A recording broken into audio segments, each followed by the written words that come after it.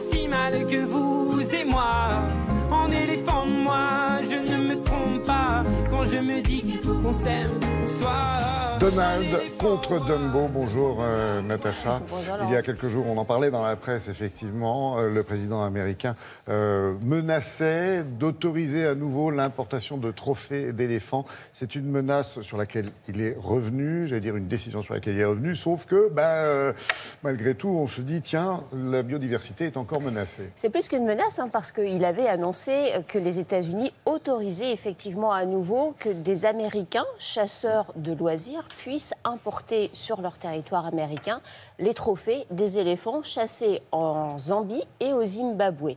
Et puis effectivement, face au lever de bouclier des associations de protection de la nature américaine et mondiale, il a fait une petite volte-face, dont il a le secret d'ailleurs. Alors, il a dit que pour l'instant c'était gelé. Donc gelé, ça ne veut pas dire que c'était un retour en arrière total. Alors, on peut s'interroger sur la situation justement de ces éléphants africains. Il faut savoir que la chasse de loisirs est autorisée dans un certain nombre de pays d'Afrique. En fonction des espèces, il y a des quotas. Et effectivement, en Zambie et au Zimbabwe, c'est autorisé. Mais autoriser l'importation de ces trophées sur le sol américain, c'est envoyer quand même un message au monde entier qui peut mettre un peu plus en péril la situation des éléphants. Alors, si on regarde localement en fonction de certains pays, c'est vrai qu'à certains endroits en Afrique, les éléphants aujourd'hui ont retrouvé une population un peu plus importante que ça ne l'était par le passé. Mais il y a globalement un déclin de ces populations d'éléphants. Alors, on a interviewé une spécialiste de cette espèce qui nous donne son regard sur l'impact que pourrait avoir cette décision américaine. Regardez. Si certains pays d'Afrique, comme la Zambie ou le Zimbabwe, autorisent la chasse sportive à hauteur de quelques centaines d'individus par an, cela ne signifie pas pour autant que les éléphants soient tirés d'affaire en Afrique. La situation reste globalement très préoccupante. L'éléphant, à l'échelle continentale de l'Afrique ou de l'Asie, est en déclin. Et ça, tous les experts s'accordent à le dire.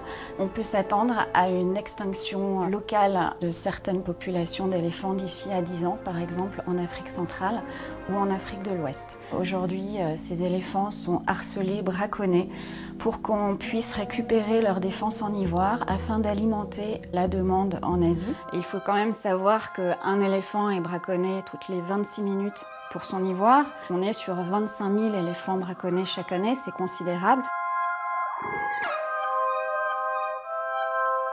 En 2013, on était sur 41 tonnes d'ivoire saisies. En 2014, on estime que 55 tonnes auraient été saisies. Donc on voit depuis un certain nombre d'années que de plus en plus d'ivoire est saisi par les agences de lutte contre la fraude, mais en parallèle, on voit que de plus en plus d'éléphants sont braconnés. Mais il y a une autre menace qui est la destruction de leur habitat. En fait, avec l'augmentation de la population humaine, il y a un développement associé à cette augmentation de population et les hommes empiètent de plus en plus sur l'habitat des éléphants. Dans ces cas-là, on arrive au conflit homme-éléphant et généralement, ce sont les éléphants qui perdent. L'Afrique a perdu 700 000 pachydermes en près de 40 ans. Alors, autoriser de nouveau l'importation de trophées sur le sol américain pourrait être un appel d'air supplémentaire, contribuant au trafic et au braconnage et favorisant le blanchiment des trophées. Les spécialistes de la conservation des espèces menacées craignent également qu'une telle décision se propage à d'autres espèces encore plus menacées, comme les rhinocéros. Avec la disparition des éléphants, on déstabilise, on fragilise des écosystèmes qui rendent des services écologiques aux hommes.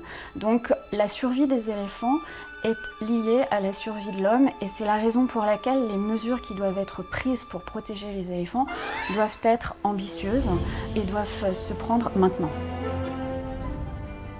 Il fallait que ce soit dit. Merci beaucoup, Natacha.